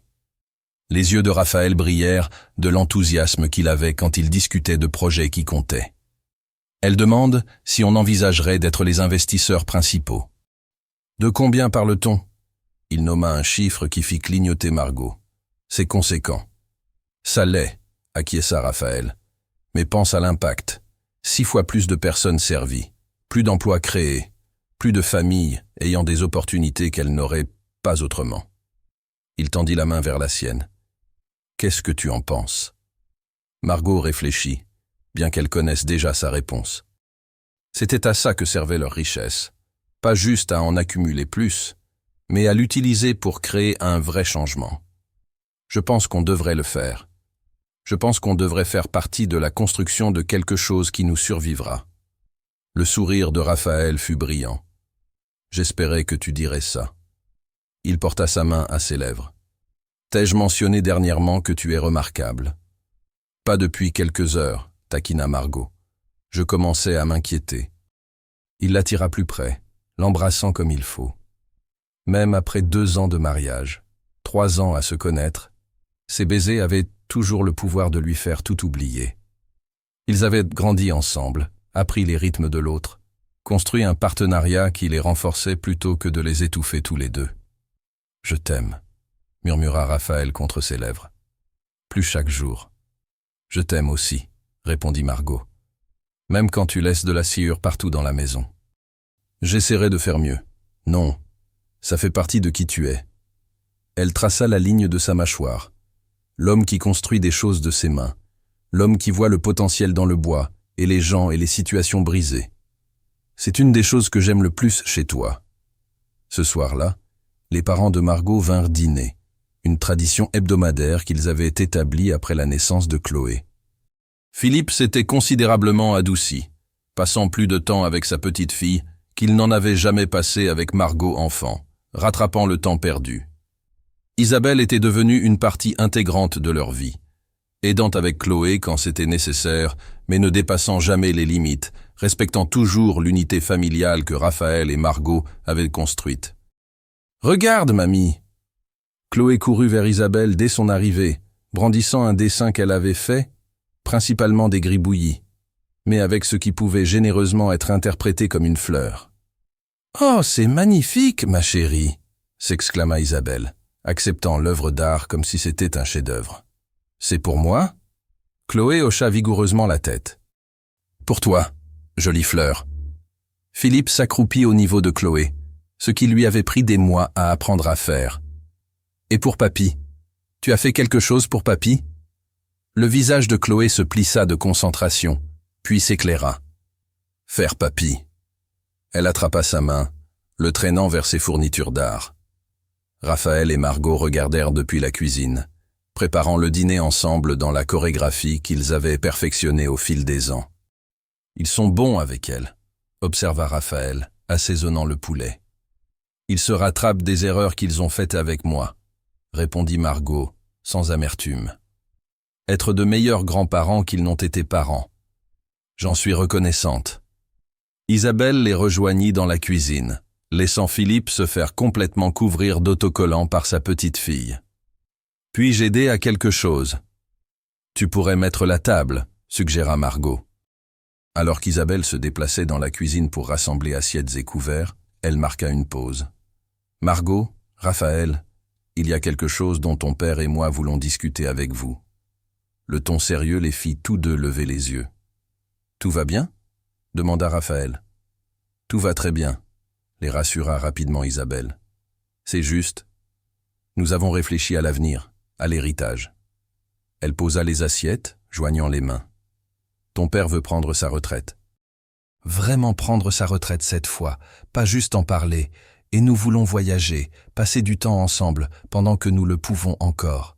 « Ça a l'air merveilleux, maman, » dit Margot avec encouragement. « Ça l'est, mais ça signifie prendre des décisions sur l'entreprise familiale, sur les actifs, sur... » Elle prit une inspiration. « Nous voulons vous transférer une partie significative à toi et Raphaël maintenant, plutôt que d'attendre. Établir des fonds fiduciaires pour Chloé et tous futurs petits-enfants. S'assurer que tout est organisé et clair. » Philippe apparut dans l'embrasure de la porte, Chloé perchée sur sa hanche. « Ce que ta mère essaie de dire, c'est que nous voulons profiter de vous regarder construire vos vies sans nous inquiéter de ce qui arrivera après notre départ. Nous voulons vous voir utiliser les ressources pour faire une différence maintenant. » Raphaël et Margot échangèrent des regards. C'est incroyablement généreux, dit Raphaël prudemment. Mais nous sommes financièrement stables. Nous n'avons pas besoin. Ce n'est pas une question de besoin, interrompit Philippe. C'est une question d'héritage, de transmettre ce que nous avons construit à des gens qui l'utiliseront sagement. Il regarda Margot avec une émotion inhabituelle. Tu as dépassé tous les espoirs que j'avais pour toi, ma chérie. Tu as construit une belle famille, tu fais un travail significatif, tu es devenu quelqu'un qui fait une vraie différence. Je suis fier de toi. Plus fier que je ne l'ai jamais exprimé. Des larmes jaillirent aux yeux de Margot. Son père n'était pas un homme démonstratif. Entendre ces mots signifiait tout. « Merci, papa », réussit-elle à dire, la voix épaisse. Isabelle continua. « Nous mettons aussi en place des fonds pour l'éducation, des dispositions pour les soins de santé et des fondations caritatives au nom de Chloé. Nous voulons qu'elle grandisse en comprenant la responsabilité autant que le privilège. Comme vous m'avez élevé, dit doucement Margot. Nous avons essayé, répondit Isabelle. Et malgré nos faux pas en cours de route, malgré t'avoir forcé dans un arrangement que tu as d'abord ressenti, qui m'a donné tout ce que j'ai maintenant, interrompit Margot. Elle s'avança pour embrasser sa mère. Vous avez vu quelque chose que je ne pouvais pas voir. Vous saviez que Raphaël était fait pour moi avant que je ne le sache moi-même. Oui, j'étais en colère. Mais vous aviez raison, maman. Surtout. Raphaël les rejoignit, un bras autour de Margot, l'autre sur l'épaule d'Isabelle. Vous m'avez donné une chance quand j'avais arrêté de croire aux chances. Vous m'avez confié votre fille quand j'apprenais encore à me faire confiance à moi-même. Ce cadeau est quelque chose pour lequel je passerai ma vie entière à être reconnaissant. Philippe s'éclaircit la gorge avec émotion. Bon, c'est devenu plus émotionnel que prévu. Mais ses yeux étaient brillants alors qu'il serrait Chloé plus fort. Mangeons avant que ce poulet ne refroidisse et qu'on devienne tous complètement à l'eau. Le dîner fut animé, rempli du bavardage de Chloé sur sa journée, de discussions sur l'expansion du centre communautaire et de plans pour des vacances en famille sur la côte le mois prochain. Après le repas, pendant que Chloé aidait Raphaël à charger le lave-vaisselle, principalement en réarrangeant la vaisselle déjà propre, Philippe attira Margot à l'écart. « Tu marches avec moi ?» demanda-t-il.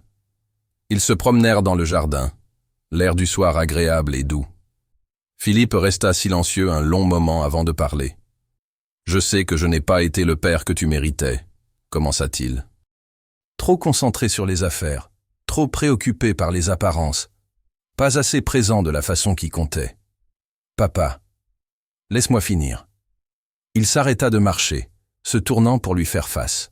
« Quand je t'ai vu lutter pour trouver quelqu'un de sincère, quelqu'un qui te valoriserait pour qui tu es plutôt que ce que tu représentes, ça m'a brisé quelque chose. J'ai réalisé que j'avais échoué à te montrer à quoi ressemble un vrai partenariat, ce que l'amour vrai est censé être. « Maman et toi vous aimez, » dit doucement Margot. « Oui, mais nous nous sommes perdus en chemin, avons laissé d'autres choses prendre la priorité. Nous retrouvons notre chemin maintenant, mais... » Il marqua une pause, choisissant ses mots soigneusement. « Quand j'ai rencontré Raphaël, quand j'ai enquêté sur lui et vu qui il était vraiment sous les rumeurs et l'isolement, j'ai vu une opportunité de te donner quelque chose que je ne pouvais pas.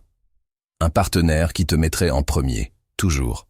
Quelqu'un qui construirait une vie avec toi plutôt que de construire une vie et de t'y intégrer. Tu as bien choisi, dit Margot, la gorge serrée d'émotion.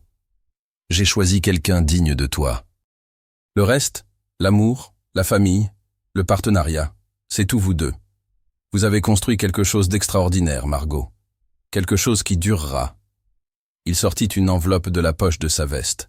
« Voici les papiers que ta mère a mentionnés. Mais il y a aussi autre chose dedans. » Margot l'ouvrit pour trouver des documents juridiques et une lettre manuscrite.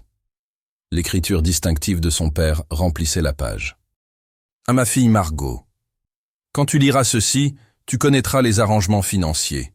Mais l'argent n'est pas l'héritage, les gens le sont. Toi et Raphaël avez construit quelque chose de remarquable.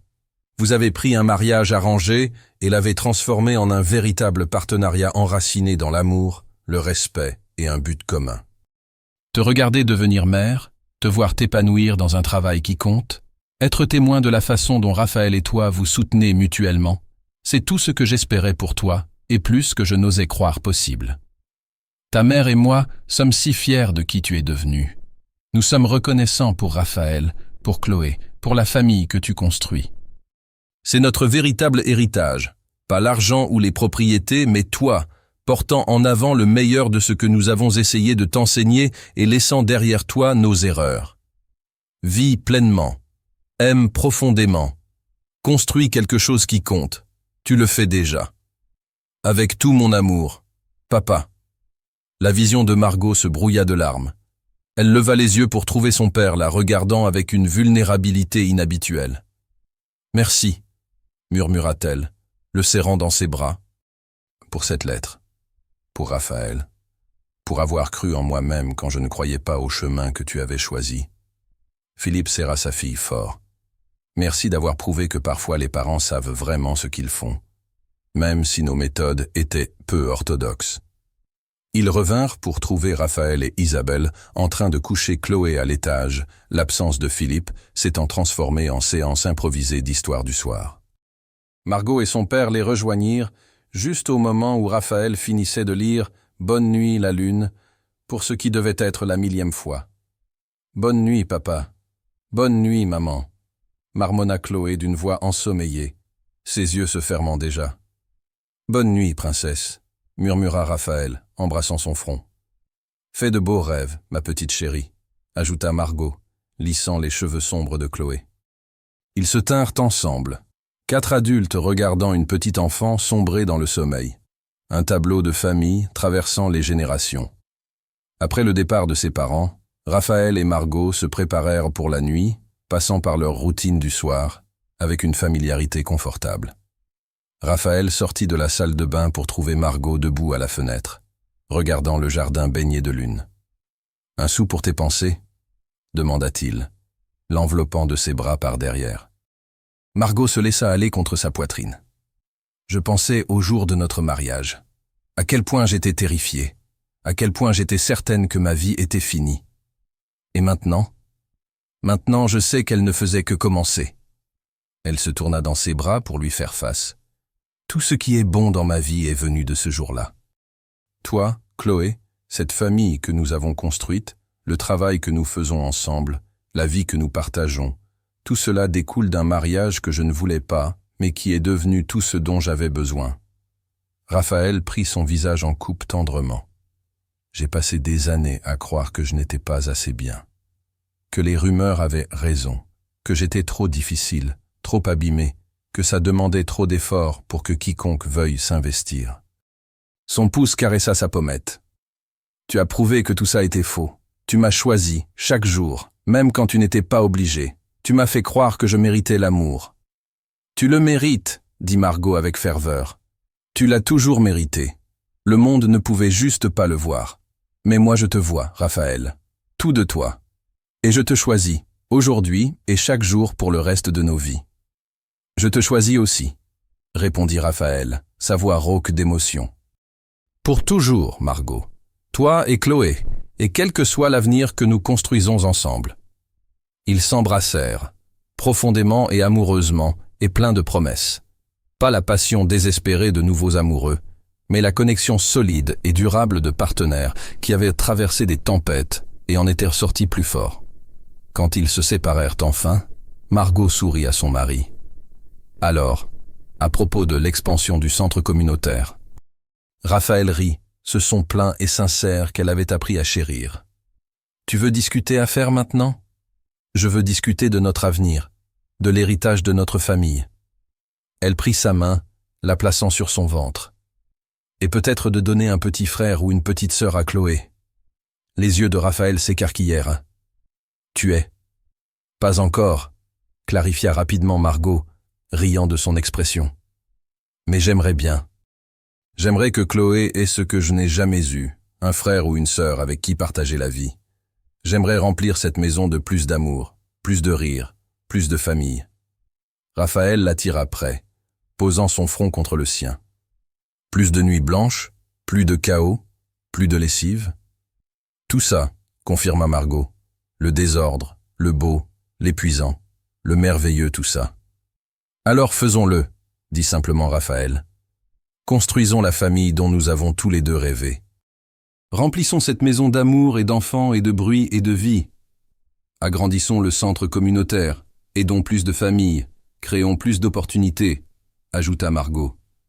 Voyageons avec Chloé, montrons-lui le monde, apprenons-lui à être curieuse et gentille, continua Raphaël. Vieillissons ensemble, murmura Margot. Choisissons-nous l'un l'autre chaque jour et construisons une histoire d'amour que nos petits-enfants raconteront à leurs petits-enfants. Raphaël l'embrassa à nouveau, scellant les promesses qu'il venait de faire. « Je t'aime, Margot Beaumont, plus que les mots ne peuvent l'exprimer. »« Je t'aime aussi, » répondit-elle. « Merci d'être l'homme dont tout le monde disait qu'aucune femme ne voulait. Merci de leur avoir prouvé à tous qu'ils avaient spectaculairement tort. » 5 ans plus tard. La grande ouverture du 3e emplacement du centre communautaire était exactement le genre d'événement que Margot adorait, significatif, joyeux et centré sur les personnes qu'il servirait plutôt que sur les donateurs qui le rendaient impossible.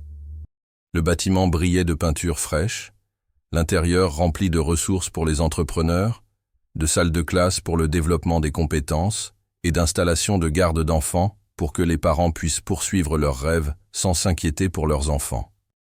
Margot se tenait au podium, Chloé, 7 ans, debout à côté d'elle dans une petite robe qui correspondait au style de sa mère, et Théo, 3 ans, parce qu'ils avaient eu un garçon après tout, tenu solidement dans les bras de Raphaël au premier rang. « Il y a 5 ans, commença Margot, sa voix portant à travers la foule assemblée.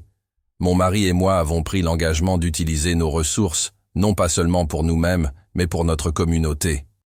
Aujourd'hui marque la réalisation de cet engagement d'une façon qui dépasse ce que nous avions imaginé. » Elle continua à remercier le personnel, les bénévoles, les familles qui avaient déjà bénéficié des 2 premiers emplacements. Mais ses yeux ne cessaient de dériver vers Raphaël, qui la regardait avec la même attention intense qu'il avait eue le jour de leur mariage, Théo babillant joyeusement sur sa hanche. Quand les discours se terminèrent et que le ruban fut coupé, Raphaël se dirigea vers Margot, Théo tendant immédiatement les bras vers sa mère. « Maman, maman porte !» exigea Théo. Margot prit leur fils, embrassant sa joue potelée. « Tu as été sage avec papa ?»« Très sage », confirma Raphaël. « Il a seulement essayé de s'échapper 2 fois. » Chloé tira sur la robe de Margot. « Maman, on peut voir l'intérieur maintenant ?»« Bien sûr, ma chérie. » Margot prit la main de Chloé, tandis que Raphaël reprenait Théo dans ses bras. Et ensemble, ils firent le tour des installations, une famille de 4, saluant les personnes dont les vies seraient touchées par ce centre, leurs enfants apprenant par l'exemple ce que signifiait utiliser le privilège pour servir les autres. Ce soir-là, après que les enfants furent endormis, Chloé dans sa chambre de grande fille, décorée de ses propres peintures, Théo dans la chambre d'enfant qui avait autrefois été celle de Chloé, Raphaël et Margot s'assirent dans la bibliothèque où ils avaient passé d'innombrables soirées tranquilles au fil des ans. « Aujourd'hui était parfait », dit Margot, blottie contre le flanc de Raphaël. « Ça l'était », acquiesça-t-il. 2 beaux enfants en bonne santé, un travail significatif. Un partenariat qui se renforce chaque année. Il marqua une pause. « Parfois je n'arrive toujours pas à croire que c'est ma vie. »« Crois-le, » dit Margot, levant la tête pour le regarder. « C'est réel. Nous sommes réels. 7 ans de mariage, 2 enfants incroyables, et un amour qui a commencé de façon non conventionnelle, mais qui s'est transformé en quelque chose d'extraordinaire. L'homme qu'aucune femme ne voulait, » dit Raphaël avec un léger sourire. « A épousé la femme qui ne voulait épouser personne, » termina Margot. « Et ont découvert qu'ils étaient exactement ce dont l'autre avait besoin, » dirent-ils ensemble, puis ils rirent. Raphaël l'attira plus près, embrassant le sommet de sa tête. « Je suis reconnaissant chaque jour pour l'entremise de tes parents, pour leur croyance que nous trouverions notre chemin l'un vers l'autre. »« Moi aussi, » admit Margot, même si je ne leur dirai jamais directement. Leurs égos sont déjà insupportables. Ce sont de merveilleux grands-parents. Ils le sont, acquiesça Margot. Ils peuvent être les amusants pendant que nous faisons tout le vrai travail parental. Ils restèrent assis dans un silence confortable un moment avant que Margot ne parle à nouveau. Raphaël. Merci. Pourquoi? Pour avoir été patient avec moi quand nous nous sommes mariés. Pour n'avoir jamais renoncé à nous-mêmes quand j'étais difficile. Pour être le père que nos enfants méritent et le partenaire dont je ne savais pas avoir besoin. Pour avoir construit cette vie avec moi, brique par brique, jour après jour. Elle se déplaça pour lui faire face complètement. Pour m'aimer d'une façon qui me donne envie d'être meilleur, de faire mieux, d'aimer mieux. Les yeux de Raphaël brillèrent d'émotion. Margot, tu m'as fait croire à nouveau en l'amour. Tu as pris un homme brisé et cynique et tu lui as montré à quoi ressemble un vrai partenariat. Tu m'as donné une famille que j'avais cessé d'espérer. Tout ce qui est bon dans ma vie existe parce que tu as choisi de nous donner une chance. Nous nous sommes donné une chance l'un à l'autre, corrigea Margot. C'est ça qui fait que ça marche. Nous nous choisissons, chaque jour. Chaque jour, fit écho Raphaël, l'embrassant profondément. 10 ans plus tard, le domaine de la famille Beaumont était animé de célébrations. Chloé, maintenant 17 ans et sur le point de commencer sa dernière année de lycée, venait d'être acceptée dans l'université de son premier choix avec une bourse complète. Théo, 13 ans, et montrant le talent de son père pour construire des choses, avait conçu un modèle de logement durable primé pour un concours scolaire. Et Margot et Raphaël, 17 ans de mariage, renouvelaient leurs vœux. La cérémonie était simple, juste la famille et les amis proches dans le jardin que Raphaël avait cultivé pendant près de 2 décennies. Chloé servait de demoiselle d'honneur, Théo de témoin. Philippe et Isabelle, maintenant octogénaires mais toujours vifs, étaient assis au premier rang, mains jointes. « Il y a 17 ans, dit Raphaël, sa voix stable malgré l'émotion dans ses yeux, j'ai épousé une femme qui ne voulait pas m'épouser, qui a remonté l'allée certaine qu'elle faisait une erreur, qui me regardait comme un problème à résoudre plutôt qu'un partenaire à aimer. » Margot rit à travers ses larmes. « Mais quelque part, entre ce jour-là et celui-ci, continua Raphaël, tu es devenue ma meilleure amie, ma confidente, ma partenaire dans tous les sens du terme. Tu m'as donné 2 enfants incroyables. Tu as construit une vie avec moi qui compte, et tu m'as aimé de façon dont je ne savais pas avoir besoin. » Il prit ses 2 mains, sa voix descendant vers quelque chose de plus intime malgré leur audience. « Je fais le vœu de continuer à te choisir, chaque jour, pour tous les jours qu'il nous reste, d'être ton partenaire, ton soutien, ton compagnon, d'aimer nos enfants et les petits-enfants que nous aurons espérons un jour, de construire et grandir et changer ensemble, toujours. » Margot ne put pas parler pendant un moment, submergée par le voyage qu'ils avaient parcouru depuis la mariée réticente et le reclus dont tout le monde parlait jusqu'à ceci. Un partenariat si solide, si réel, qu'il semblait être la fondation de tout son monde. « Je fais le vœu, réussit-elle enfin à dire, de continuer à te choisir, de continuer à te voir, vraiment te voir, comme j'ai appris à le faire au cours de ces 17 années. D'être ta partenaire dans chaque aventure, chaque défi, chaque moment tranquille et chaque célébration. » Elle serra ses mains. « De t'aimer non seulement pour qui tu étais ou qui tu es, mais pour qui nous devenons encore ensemble. » Ils s'embrassèrent, sous les applaudissements et les acclamations, leurs enfants levant les yeux au ciel affectueusement devant la démonstration de leurs parents, mais souriant quand même. À la réception, Chloé porta un toast qui fit pleurer tout le monde. La plupart des enfants grandissent en espérant que leurs parents restent ensemble. J'ai eu la chance de grandir en regardant les miens tomber plus amoureux chaque année. Ils nous ont montré à Théo et moi à quoi ressemble un vrai partenariat. Pas parfait, pas toujours facile, mais toujours engagé. Toujours se choisissant l'un l'autre. C'est l'héritage que j'espère porter en avant. Plus tard cette nuit-là, après que tous les invités furent partis et que les enfants étaient au lit, bien qu'à 17 et 13 ans, au lit signifiait surtout défiler sur leur téléphone, Raphaël et Margot se tinrent dans le même jardin où ils avaient renouvelé leurs vœux. 17 ans, songea Margot. 17 ans depuis que j'ai remonté cette allée absolument terrifiée. La meilleure décision terrifiée que tu aies jamais prise, demanda Raphaël avec un sourire. La seule décision terrifiée que j'ai jamais prise, corrigea-t-elle. Et oui, absolument la meilleure. Elle se blottit dans son étreinte. Tu sais à quoi je pense parfois? À quoi? À toutes les femmes qui sont passées à côté de toi à cause des rumeurs et de la réputation. À tous les hommes que j'ai fréquentés qui ne pouvaient pas voir au-delà de la surface. À quel point nous avons tous deux failli manquer ça complètement. Raphaël fut silencieux un moment. Je pense qu'on se serait trouvé finalement. Peut-être pas par un mariage arrangé, mais... Il marqua une pause. Certaines connexions sont inévitables. Certaines personnes sont destinées à se trouver. Tu crois au destin? Je crois en nous, répondit Raphaël. Que ce soit le destin, la chance ou les excellentes compétences d'entremise de tes parents, je crois que nous étions destinés à construire cette vie ensemble. Margot se tourna dans ses bras, regardant l'homme qui avait été son mari pendant 17 ans, son partenaire, son amour. Les fils d'argent dans ses cheveux sombres ne le rendaient que plus distingué.